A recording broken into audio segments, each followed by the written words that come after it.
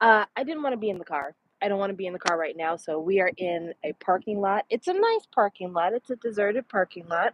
I've got my picnic blanket underneath me so I can be outside and have fun. I've got the sun right there, so if you see me squinting, it's because the sun is literally in my face. But this is the best lighting for me to record, so here we are. The name of this video, as you can see, is Aesthetic Values, and I thought really long and hard before I started this video because I was trying to think like, what do I want to come back with? What do I want to talk about? And honestly, I haven't really been listening to a lot of K-pop music lately. Shiny's comeback was probably the last big K-pop moment I've had. But outside of that, I really haven't been listening to K-pop like that. I've been listening to the new Tyler Creator album, the Don't Tap the Glass album, which, by the way, ring, ring, ring. If you haven't heard that song yet, please, if you don't listen to any other song on that album, listen to Ring, Ring, Ring. It is such a feel-good track. Tyler the Creator's not the best singer in the world, but it is a really great song. I've also been listening to the new Clips album. The Birds Don't Sing is literally a tearjerker. I cannot imagine making a song about finding both of your parents dead and letting that be the lead up to your album about doing coke and being rich, but it works. But yeah, I've been listening to a lot of non K-pop stuff recently. The new Lola Young song, Dealer, great track. I think you guys need to listen to that one. Um, but yeah, K-pop hasn't really been my thing. But that doesn't mean I'm not in the K-pop streets. I'm still paying attention to what the people are talking about when it comes to K-pop. And there is something coming up that I have to discuss this and I have to discuss everything else that's happening. And so when I was thinking about putting all of those things together, it made me think I need to name this video Aesthetic Values. So there is a new show that's going to be coming on Apple. It's called K-Popped. It is hosted by Psy and I believe Meg the Stallion, perhaps. It's going to have a few episodes. In each episode, they're going to have a K-pop group matched with a Western group, and I think they'll be covering each other's songs. Maybe I saw a supposed track list slash episode list of who's going to be on what. I'm really excited because Billy, a group that I have been enjoying over the last couple of years, they're going to be on the show, and they're probably going to get the opportunity to cover a Taylor Dayne song, which is one of my favorite all-time songs from my childhood, a song called Tell It to My Heart. Like, seriously, you could wake me up from a dead sleep and I could sing that entire song front to back, ad libs included. I love that song. So, yeah, I'm excited for that. Black Swan is finally going to get a real big look, which, gosh, for those of us who have been watching the saga of Black Swan, this is a really nice thing to have happen for them. I'm super excited for them. But one of the groups that will be on this show is Kiss of Life. And I want to talk about them because there's another group of people that are also in the news for similar things, but not the same things. So let's just talk about it. Kiss of Life. Several months ago, we talked about the Kiss of Life birthday stream that went viral for all the wrong reasons when they decided to have an ode to hip hop themed birthday party where people were dressed as different stereotypes and using the AAV accents and whatnot. And the label initially came out with an apology, and then I know one of the other members did their own apology, and people were like, I don't want to hear that bullshit. I'm not trying to follow this group. I'm out of here. Since then, Kiss of Life has done a comeback, which I will say the people who I follow haven't said anything about this comeback. I haven't heard a single person talk about what songs they like about this comeback. I haven't seen any videos for this comeback. Like, it just has been crickets for Kiss of Life as far as I can tell. And with them getting this show, K-pop, that's going to be on Apple, I imagine all of the controversy that is happening with this Kiss of Life thing is going to come right back up once they start being kind of broadcast into the major social media streets for this K-pop show. It's going to be unfortunate because on the one hand, there's going to be people who are going to be like, I don't care, these girls can sing, which, people have problematic faves. And then there's going to be other people who are going to do a relentless harassment campaign against these girls, even though they have made multiple apologies. Not saying that anyone has to accept their apology. I'm just saying it is going to be what it is. We live in a time where when we supposedly cancel people. We don't accept apologies unless we like those people, and then of course we accept anything they say because we like them. Like, that's just the way things are. But there is another group out there, which Chad alluded to. It is a group called the All Day Project. And we can't be talking about Kiss of Life and the things that they've done, said, whatever else, without talking about this group. Kiss of Life has always adopted, different callbacks to Black culture. They have this one dance that's kind of like the square up dance. I know where that comes from. That's a stance that, the girls would take when they were ready to fight another girl out here in these streets. Very world star hip hop, if you will. But All Day Project is the Black label's foray into the hip hop streets again. Not that they haven't already been doing it with several of their other groups. At this point, who is on YG anymore? It feels like everybody's on Black Label, but I digress. So it is a co-ed group. It features, I think, one of the chaebols from Samsung Group, I think. Correct me if I'm wrong because I don't really recall. It's 3 girls, I believe, and 2 guys. And one of the guys in the group is a guy named Tarzan. And his skin is tan. He wears grills in his mouth. He wears cornrows. And I think people have been just really uncomfortable with the stereotypical vibes that he gives. And I'm going to tell you, probably for me, I'm so used to the years and years and years and years and years of K-pop cosplaying Black/hip hop culture that this is neither shocking to me, this is not surprising to me. Literally, this is Black Label, which is under YG, which I remember watching Big Bang Crip walk on the show before. This is expected. What is surprising to me, though, is that we have a lot of vitriol for Kiss of Life and their hood inspired birthday party, which deserve it. Not saying you don't need to do that. But I have seen bitches bend over backwards to be like, y'all are so mean to Tarzan. It doesn't matter. They're making money anyway. They're so good. I went on a ride with Stevie because we like to go on road trips together, little mini road trips. And I played both Wicked and Famous for Stevie. And her first thought had nothing to do with cultural appropriation. Her first thought had nothing to do with like, oh, look at him with the grills hair. Her thought was, first of all the girls look the same to me. I cannot tell the girls apart. Number 2, these songs aren't good. These songs aren't good. Why are people capping and campaigning so hard for a group that has really mediocre music at the end of the day? And live performances, I've seen some. They're really mediocre live performances. And that's when I had to explain to Stevie. I think over the years, what I have realized, at least from my own time being a K-pop fan, is that K-pop doesn't really care about a lot of things. The main thing that K-pop cares about is aesthetics. And aesthetic values are based on what part of society you occupy. The reason why a group like Kiss of Life can have the shit kicked out of them for being problematic is because number 1, it's a group of girls. Number 2, they don't have the backing of one of the big 3s. So we can ruin them for making missteps. But when it comes to this particular group, they're YG backed. We're talking about guys here. And of course, misogyny, patriarchy, all of that stuff is going to be put at precedent before anything else. Also, if we're being quite honest with each other, K-pop has done something that I don't think they intended to do, but unfortunately they have done.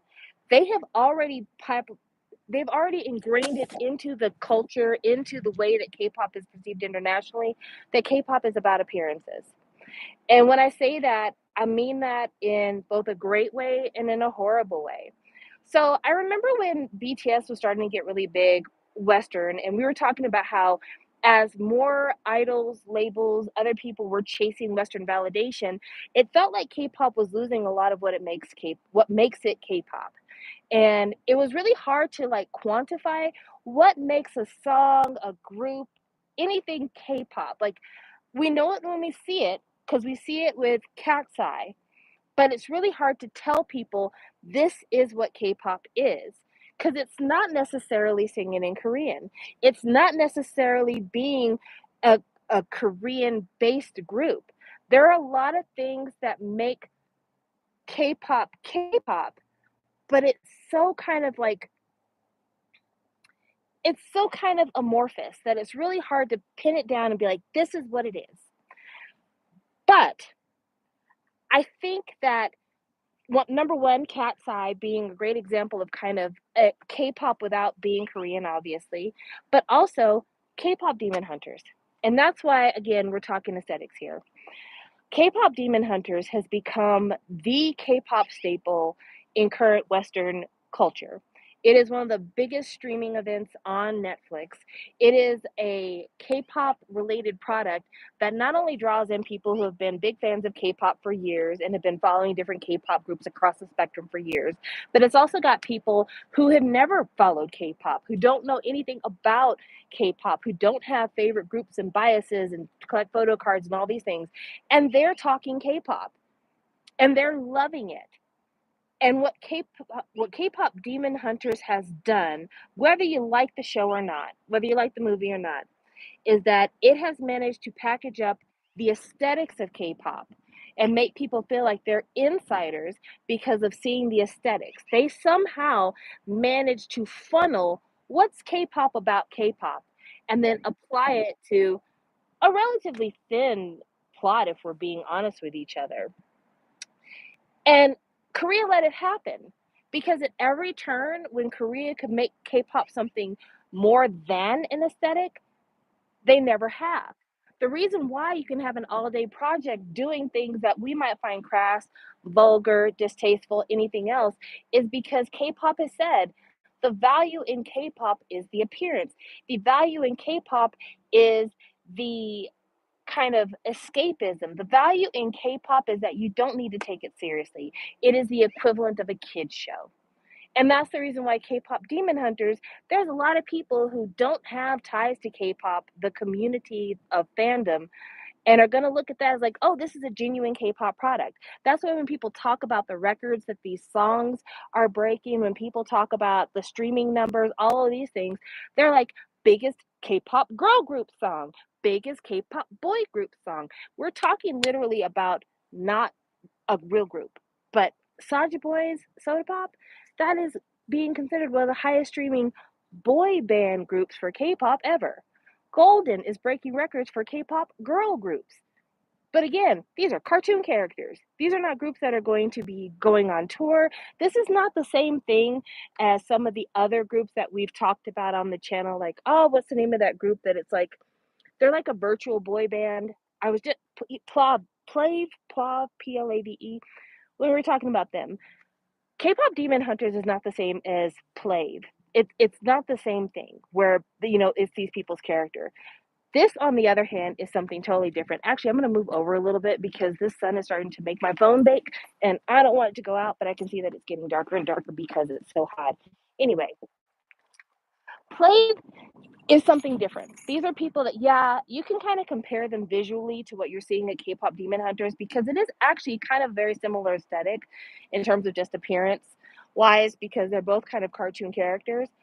But with K-pop Demon Hunters, that's a set thing where it's not just about the fact that like these are written characters, it's got a start and finish to the storyline of the project, but also the fact that these aren't people saying this is going to be my career. The voice actors that did K-pop Demon Hunters, I don't think they're planning to spend the next 5 or 6 years playing those characters. I think this was a gig, they did a gig. But you don't the bridge from a Plave to a K-pop Demon Hunters being taken seriously and being spoke about as being K-pop just as much as a BTS or a Blackpink or anything else is because K-pop has really made it to where the visuals and the artifice and kind of all of the machinery around K-pop is now being defined as the K-pop instead of the music. To the point that even though I hate to be the one agreeing with the girl, she's right when she's right, she's wrong when she's wrong. Hyorin is getting eviscerated online for saying that she cannot believe that people would rather have visuals over vocals. Now, I don't think it should be a hot take or that it should be considered controversial to say you should have singers instead of models as idols. But again, K-pop has made it clear it is an aesthetic value situation, and they can't sell a vocal without a visual. That's just the way the game is called. And when we think about it, if we're really honest with each other and we really think about it in a real way instead of playing to our favorites, would a Hyolyn make it in today's era? Like, there's people who have called the members of Kiss of Life ugly because they have a Thai member, and people think that she's not attractive compared to the Korean members. Hyorin, for a Korean idol, has a larger nose, she wears darker skin, she has a beautiful smile, she's got a great figure, but she's a little bit curvier than what we're used to with most of our idols. So it makes you wonder, like, could she make it today? Even with her voice, could she make it today? I don't think she could. And it's not because she doesn't have talent, it's because talent is not the value point. The aesthetic values are the value point. I've got to sell photo cards. I've got to sell tchotchkes. I need you to come to the concert and the fan sign. That's where I need to make my money. No one gives a damn if you sing. They're not even selling albums anymore. I talked about it in the last video that I talked about my shiny purchase where I bought the little shiny figures and everything else. But one of the things that makes me super sad is that I don't know if I'm ever going to be able to buy another shiny CD again. And it's not because I don't care about shiny. I mean, I hadn't bought shiny in a while, but I went ahead and I bought this last album, right? But the thing that they had to offer, they had one CD offering. If you buy the actual photo book version, of which there was only one, that's the only CD offering. Everything else is fucking toys. And they're not the only ones doing it. We're talking about uh Espa selling CD players. We're talking about other people selling stuffed animals. We're selling purses. We're selling everything but a CD. We're selling everything but a CD now.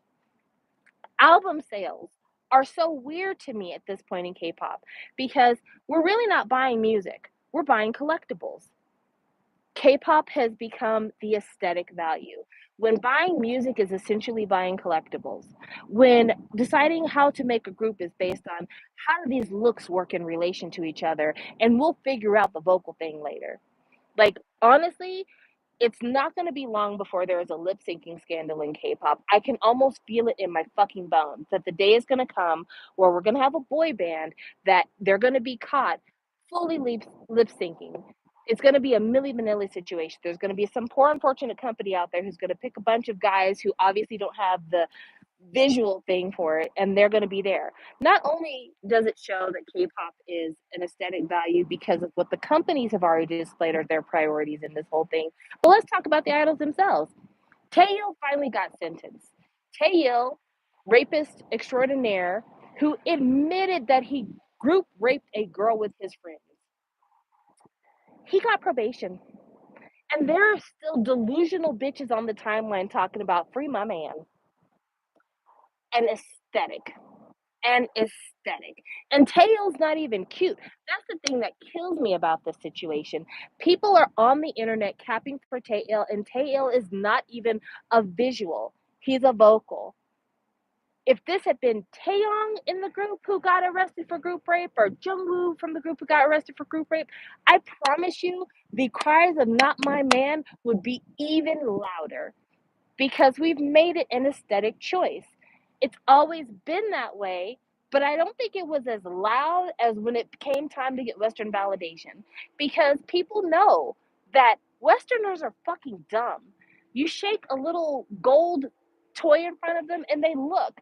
People are losing their fucking minds over little boo boos. So that lets you know Westerners can be easily bought by something cute and attractive. And that's what it's become. K-pop has become Labubu's.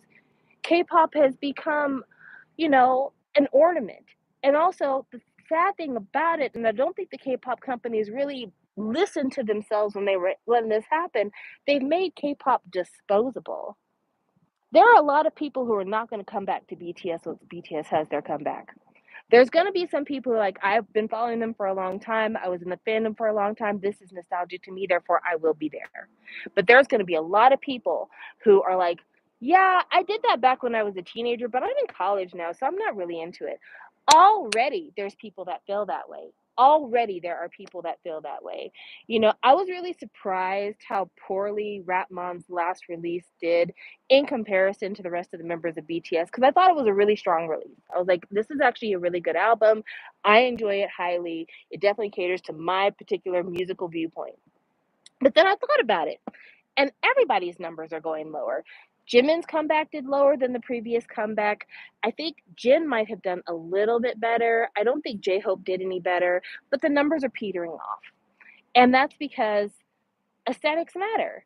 And when K-pop's disposable, or when maybe the cute members of the group aren't the one promoting, then yeah, who's buying the album? They're not buying the album for music. They're buying the album for the aesthetic. And I don't know if we'll ever get to a point where K-pop can come back from that. One of the things that I also find interesting, and maybe it's because I haven't curated my algorithm correctly or not, but for people who've been following my channel for a really long time, you may remember that, when I first started this channel, I didn't talk about K-pop strictly when I talked about Korean music. I talked about all the Korean music I was listening to. I talked about listening to Crush, who was a K-R&B singer. I talked about some of the K indie music I was trying to listen to and getting into at the time. I think I talked about Classiquai, who wasn't even popular when I got into K-pop. They had been a group like years before. But all of these things were things that I talked about because at the time that I got into K-pop, I really was trying to get to know the breadth of K-pop. I was really trying to get into the genres, things that were things that I would listen to even if it wasn't in Korean, things that I would listen to if it was in English or Russian or whatever fucking language it could be into. And, Khalil Fong died not that long ago. And it really reminded me very heavily of the early days of me getting into K-pop R&B music when I was listening to like Zion T when he was still with Amoeba Culture, and when Zion T was doing a collaboration with Khalil Fong, and all of those kind of mini genres that other K-pop fans knew about because people were talking about the other music going on besides their biased group. That's not the case anymore. They're not bringing K-pop indie artists onto television shows anymore. I don't think people are doing covers of K-R&B songs anymore. And if people remember, one of the big things that made Jungkook stand out in BTS was that he did that cover of Younghwa Bridge, and he did the cover of Sofa. So, yeah, K-pop has definitely moved away from it being about music in any way, shape, or form.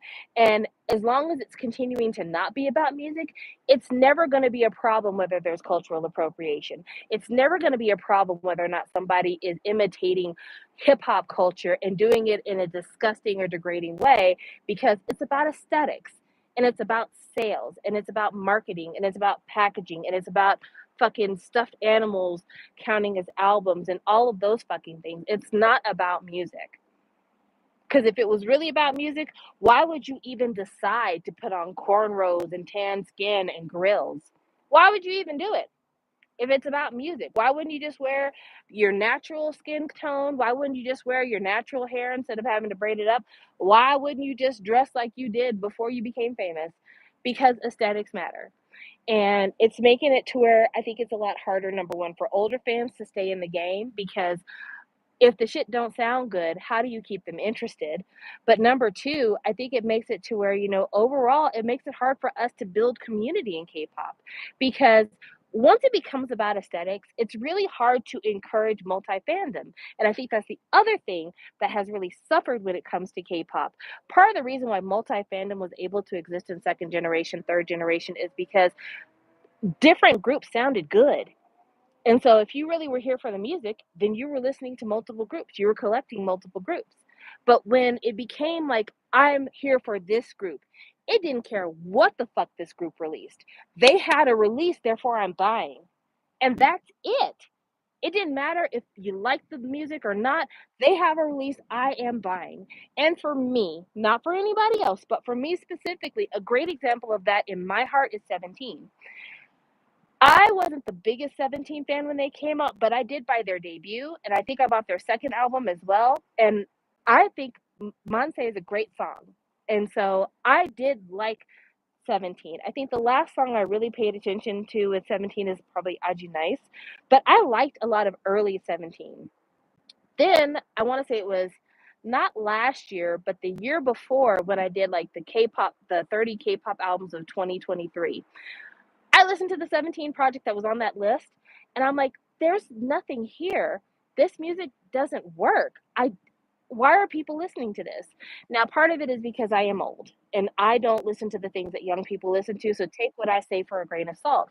But I also was thinking, like, how did I like them better when they had less money, when they had less resources, when they were less popular? How did I like them better then than now? Because I didn't like them back then because they were cute, because they were babies back then. I liked the music. And Pledis was a sinking ship at that point. So it wasn't because I was a Pledis stan at all. But later on, they've got all the money in the world, all the resources in the world. They can do anything they want to. When I remember, they were struggling to get credit for doing their own choreography. But the music, to me, has suffered. I feel like it's not as good, but they're more popular than they've ever been. So then the question becomes, like, what has been the change? And for me, I think it's because who cares about the fucking music? People care about the comeback. What do they look like now? What's your hair color now? What clothes are you wearing? What's the video gonna look like? I feel like that's what it's becoming, and it's really, really sad and unfortunate. And like, I wonder because again, like I said, I'm kind of one of those people who like I'm not really in K-pop like I used to be. So I don't know what the trends are. I don't know what the kids are talking about nowadays, especially with, what are we on? Sixth gen by now? But like when I think back on second gen, there are certain pieces of second gen that I would be like, this is a hallmark. If you want to be a K-pop fan and you want to know about K-pop and you're building your K-pop education, watch these videos, listen to these songs. And I feel like there was a lot of impact in a lot of those things. Like if I was going to tell you to listen to certain groups from second gen and I was going to give you one song from each group or one video from each group to really get a handle on that group, to really get you acclimated to what you could expect from the majority of their catalog, I used to be able to do that for second gen. Like if I was like, okay, you need to know Big Bang, and if you need to know Big Bang, there are two videos you need to watch. You need to watch, in my opinion, you need to watch. Well, that's a hard one. I picked a hard one for that because on the one hand, I feel like you need to watch early Big Bang to understand like how fucking evolved Big Bang has been. So like I think you kind of need to go back like yeah, I don't know. I just set myself up for failure on that one because I'm like I feel like you need to go back super early. I think like Haru Haru. I feel like you need to listen to Haru Haru for Big Bang just to kind of get like the original, not crustiness, but like the original unpolishedness of Big Bang. But then I think if you're moving forward, I think you have to listen to Bang Bang Bang. And I think if you listen to both of those, you get a really good kind of mixture and context for what Big Bang has been because you get like the Haru Haru, so you know like the whole emotional ballad thing is a selling point for them, but then you listen to a Bang Bang Bang and you get kind of like the hip hop, big instrumental kind of arena powerful song that they do because they do that a lot. They do that with Bang Bang Bang, but they do that with Tonight and a bunch of other songs. So I think that those would probably be the two I would do. If I was talking about Girls' Generation, I think I would talk about, of course, Genie. I think that would be like immediately number one. But then I would also do like I Got a Boy as another example too of like, this is a crossover thing for them. Now, granted, I don't think that I Got a Boy necessarily represents the breadth and the width of Girls' Generation, but I think I Got a Boy is a great starting point for people because it lets you understand like how colorful and like I don't know, like how candy Girls' Generation can be, but then I'd also want to take you back to Genie so you could understand, like, vocal wise plus earwormy, Girls' Generation has been. So those would be two I'd pick for that. If I was going to another label, like, because I've done SM and I've done YG, let's go to JYP because we're focusing big three. If I was going to pick a group from JYP, of course I'm picking Wonder Girls. But if I was doing Wonder Girls, I'd do Nobody as an example. But then I'd probably also go forward to like the reboot era and pick one of those songs. I think that this is one of those things where we have those touch points. I don't know what touch points the kids are doing when it comes to the newer groups. Like, what are the touch points for a zero base one? What are the touch points for IVE? I feel like I know at least one IVE song that would like be the touch point for them. But what are the other touch points for E Seraphim? What is the touch point for them? For ENHYPEN, what is the touch point for them? For TXT, what is the touch point for them? Like, what video or what song would you say, like, if you listen to these, then you'll understand why these groups are great? And, you know, I'm sure they're out there, but like, they don't feel as definitive. Even like Sistar. So we're talking not Big Four. We're talking, you know, top 8 maybe. A Sistar, I'm of course going to direct you to Shake It and Alone. That's what I'm going to give you for Sistar. Alone, because Alone was like the turning point for Sistar, but also Shake It so people could understand. People were really conservative in K-pop at one point, and this was considered fucking scandalous hell. So, you know, aesthetics. On the one hand, they built K-pop because I couldn't talk to you about, you know,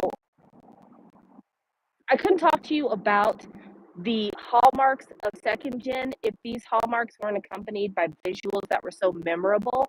So aesthetics has always been there. I'm not going to act like aesthetics is a new thing that K-pop is doing, but I also feel like vocal wise, there's also all the suns that you would get for that too. Like there's a lot of times when you could look at these origin points in second gen and you could be like, oh wow, that's the reason why the girls do this. Oh wow, that's the reason why the boys do that. Like you could look at a Big Bang and you could see the trajectory of like Block B, BTS, any other hip hop kind of style group. The way that the rappers from AT sound, you could trace directly back to Big Bang if you wanted to. So like they have sons in the industry. So it's not like this aesthetic values thing came out of nowhere. But also like vocally, there were also sons and daughters there. And I feel like a lot of that, it's hard. I don't know who the sons and daughters of fifth and sixth generation K-pop will be. Like, I can't even begin to guess. Like, when you listen to the most new groups in K-pop, when you listen to the Meow, when you listen to, what's the name, Baby Monster, when you listen to them, other than saying they're a copy of Blackpink, which is a copy of 2NE1, who's going to be their sons and daughters?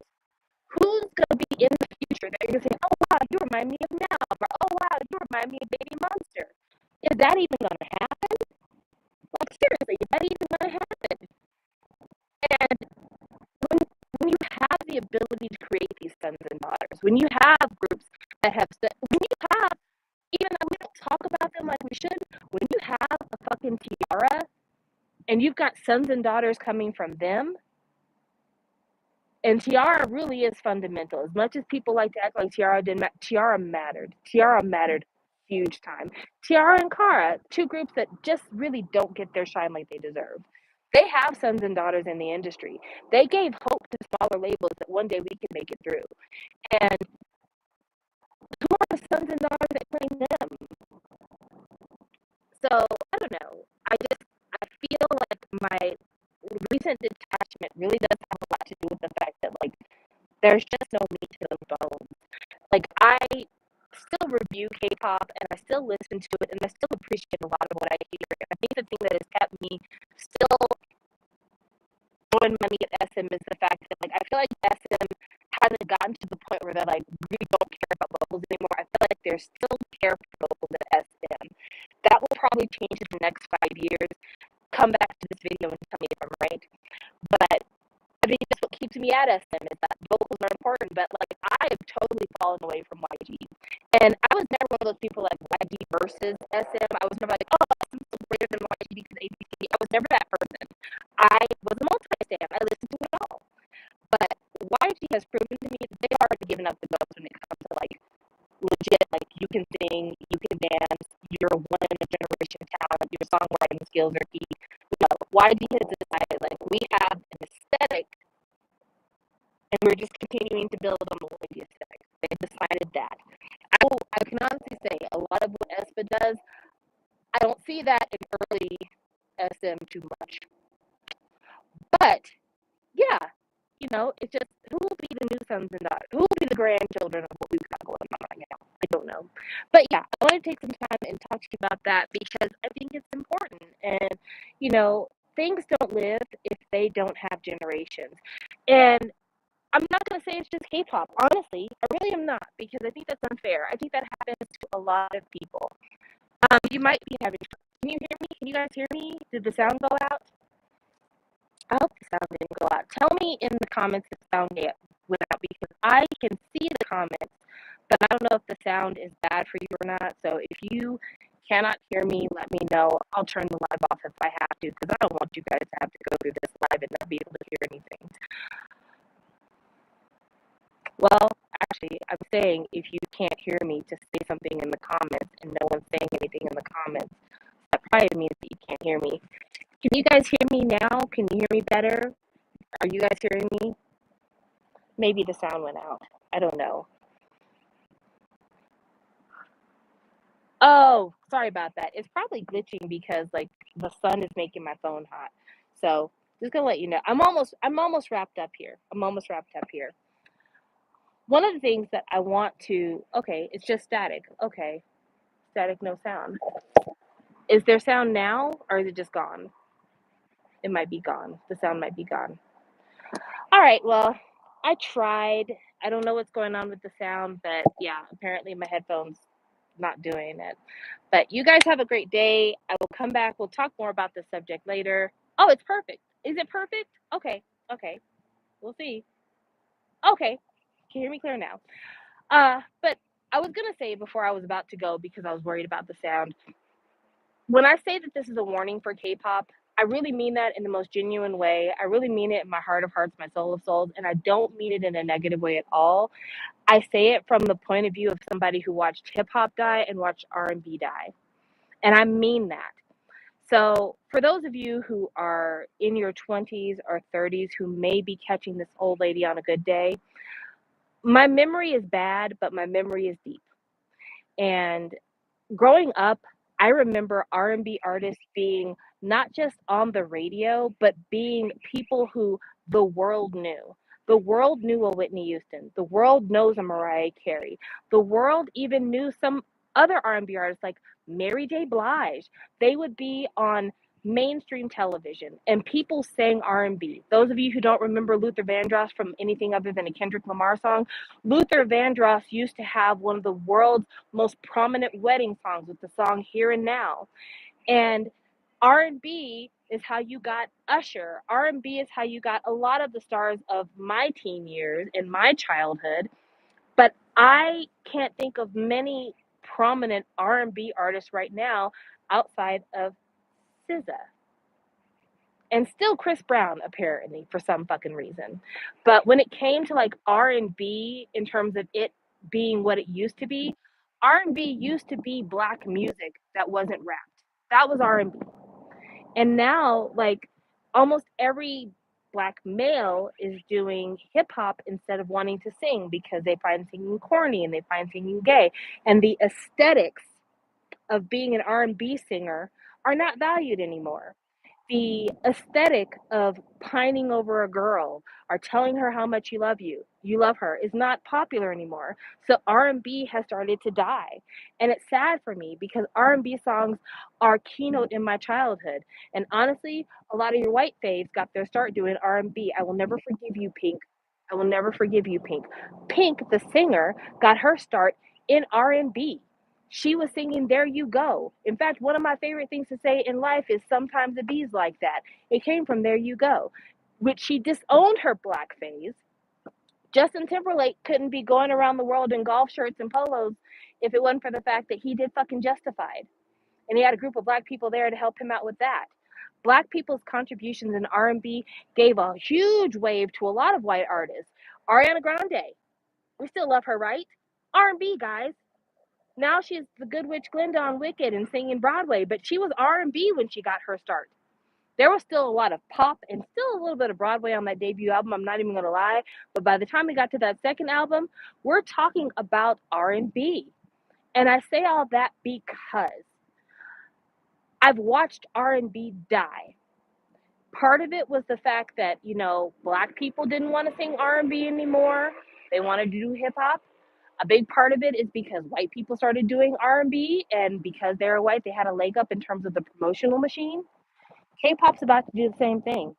Cat's Eye is an early indicator of K-pop about to do the same thing. There are a lot of white girls out there that are using K-pop aesthetics and using K-pop, clothing styles, visuals, song styles, and they're doing their own thing. And they're fixing to be on the come up. And people aren't going to want what Korea originated pretty soon.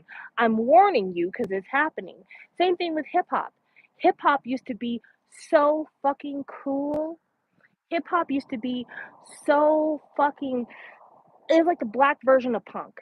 It was amazing. Hip hop used to be hated by the mainstream, and they kept doing it and they kept innovating. And then around the time, I would say, of maybe Lil Wayne's The Carter series flowing into the Migos, things really changed. And when hip hop went mainstream, all of a sudden it's like, who's the greatest hip hop artist?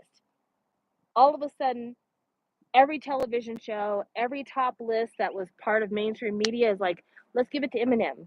Now, I'm not saying Eminem's not a great rapper. He totally is a great rapper. But when I think of like top hip hop artists, Eminem doesn't come to mind for me. And it's not because I don't think he's hip hop, but because hip hop is more than who can rap the fastest to me. Hip hop is also about style. Hip hop is also about the message. Hip hop is also about the story. And I'm sorry, I don't get off on hearing stories about people wanting to kill their baby mama and their mother. That's just not my thing.